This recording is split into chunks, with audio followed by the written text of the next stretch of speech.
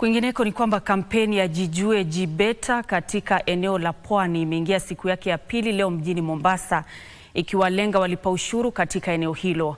Walipa ushuru katika maeneo ya Mwembe Tayari, Marikiti, Tudor, Chuo Anuwai cha Mombasa na Mama Ngina Waterfront walijitokeza kwa kampeni ya uhamasishaji na kuwasilisha taarifa za ulipaji ushuru kabla ya tarehe ya mwisho ambayo ni 30 mwezi Juni. Kampeni ya Jijue Jibeta ya halmashauri ya ukusanyaji ushuru kwa ushirikiano na shirika la utangazaji nchini KBC inahamasisha urahisi na kutokuwa na gharama kwa kuwasilisha taarifa ya ulipaji ushuru kupitia mitandao ya WhatsApp au ujumbe mfupi.